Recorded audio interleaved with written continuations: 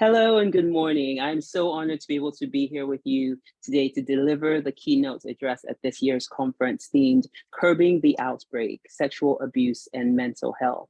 I want to thank Pauline and all the organizers for working so hard to put this conference together. Thank you so much for inviting me and for trusting me with your platform. And so I'll be speaking very briefly today on Curbing the Outbreak, National Transformation by Wounded Healers. I'd like to start by telling you a little bit about my own story. When I was 16 years old, I was physically assaulted by a young man who I thought I was in love with. He put a gun to my head and he pulled the trigger. When that was unsuccessful, I was beaten to the point where I passed out. And the following year, when I was 17, I was sexually assaulted and almost raped. Both of those experiences shaped the woman that I became. I became less trusting. I became more afraid.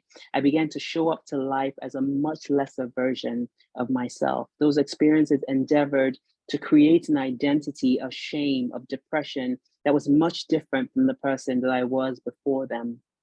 And why was that? The simple answer was trauma. And so we're here today to talk about sexual abuse and mental health and how we begin to curb the outbreak. In thinking about the framework for doing so, it is clear to me that in order to curb the outbreak, we must first acknowledge that we have a crisis on our hands. Then we must heal our own wounds that were created or generated as a part of that crisis before we can then emerge to become wounded healers for others. According to UNICEF, 1 in every 4 girls and 1 in 10 boys in Nigeria suffers from sexual violence. And those are just the cases that are reported. They're the cases that we know of. But from my experience in working with survivors over all of these years, I believe the numbers are much, much higher. This means that as a young girl growing up in Nigeria, there was a 25% chance that 1 in every 4 of us was sexually assaulted. You do the math, and you will understand why we have an outbreak on our hands. Sexual violence in Nigeria is not just an epidemic, it is endemic. We live in a country where rape and sexual assault has created a culture of impunity for perpetrators due to weak legal sanctions and weak law enforcement. Sexual violence is written into our laws, it is reflected in our religions, it is condoned by our cultures. The COVID pandemic exacerbated this issue with victims trapped at home with their abusers. Uwa, Omozua, Barakat Bello. Do we remember those names? They're just 2 of the many victims who did not survive the COVID pandemic. Sexual violence was actually coined the shadow pandemic during this period of time.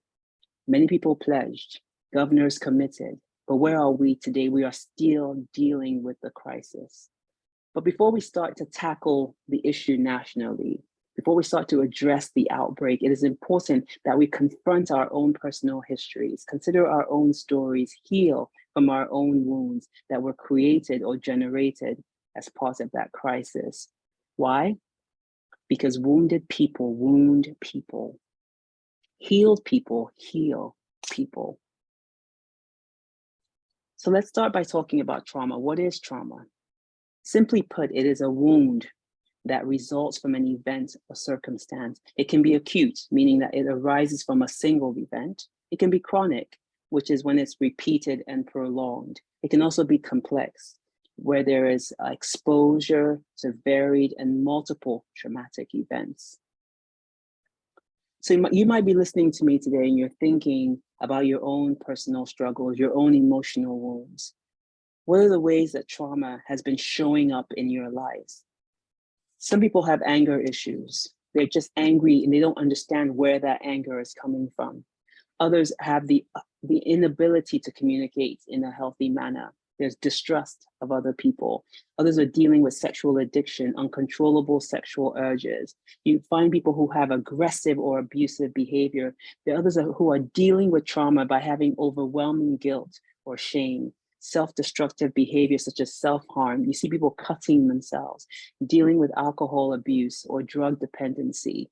There are others who have trouble sleeping or concentrating. People who are dealing with anxiety and panic attacks and depression, suicidal thoughts, suicidal ideations, the inability to move forward or to forgive yourself or to forgive other people. There are many of us that are in abusive relationships where you either abuse other people or you allow yourself to be abused. And so it's so important that your sacred healing happen. Your sacred healing is a prerequisite to curbing the outbreak and generating national transformation. Why is that? The first reason is because suffering seeks any outlet to be eased. If you do not deal with trauma, it will deal with you. Trauma does not disappear.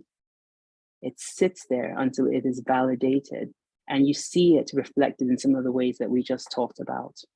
The second thing is that trauma robs your identity and endeavors to force you to show up as an impersonator of the image of God, not as an bearer of the image of God. The third reason is because your body keeps the score. That headache, that back pain, that thing you've been dealing with for years, even acne, bad skin, all of that can be generated from trauma because trauma produces stress. It increases the risk of heart disease and high blood pressure. It is poison to your soul. And the truth of the matter is that you cannot heal the wounds that you do not acknowledge. And so how do I begin to heal? There's stages for healing. The first is that you have to abandon denial, right? This idea that if I block it out, then it didn't really happen to me. I went through that process. For many years, I thought, if I don't even think about this, if I don't even, take the time to process it, then I can actually tell myself that it didn't happen. The second is that you have to start abandoning excuses. Yes, acknowledge something did happen, right? And it affected me, right? Accept that this thing has happened. Something happened and it wounded me. And if there's a loss, you have to be able to grieve it. And for me, all of this required working through professional therapy. I had to sit down with a counselor and walk through the process. And that's what started to help me with the process of healing. And then the final stage was forgive if you can. And the reason why I say if you can is because forgiveness is such a personal journey. It takes time. So don't let anybody pressure you into forgiving them right away. If you need time to process all of that, please take the time to do so. And so if you need help, if some of this is resonating with you as I'm talking today, if you need help, please reach out to me. My Instagram is on the screen. It's REBIDAHOSA. Please reach out to me. I will definitely connect you with a professional counselor, a therapist who might be able to walk you through some of these things. I'm sure those resources will also be available for you today at the conference. And so once you've emerged as a healer, right? Once you've emerged from your own healing, you then become a wounded healer. It is then and only then that we can begin the process of curbing the outbreak. Wounded healers will transform Nigeria by dismantling the systems that allow sexual violence to proliferate. They have taken the time to understand the tools of patriarchy, violence, religion, marginalization, discrimination, shaming, and stigma. They understand that the bodies of African women are some of the most weaponized and legislated upon human resource in the world. And so they work to dismantle the systems that are intentionally built to oppress, to disempower, and to relegate women to the other room. Because to some people, we serve a singular purpose, and that is where they believe that we belong. But contrary to popular opinion, wounded healers are gaining allies. They are gaining momentum. Wounded healers will transform Nigeria by shifting conventional thinking. They understand that in order to shift conventional thinking, they must find their tribe and be committed, be consistent, and unrelenting in their stance against sexual violence and the resulting injustice. Look around the room.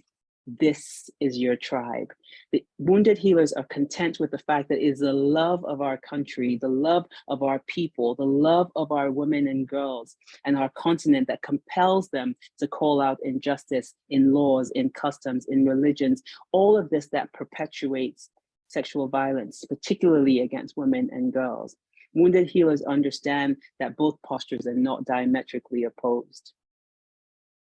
Wounded healers will transform Nigeria by igniting the change that they want to see. They will be the change that they want to see. And so my charge to you today, as you participate in this conference, is to examine yourself, to begin to let some of the light in for your own personal healing and personal transformation, and then begin the process of becoming a wounded healer. There is momentum in this room for that today.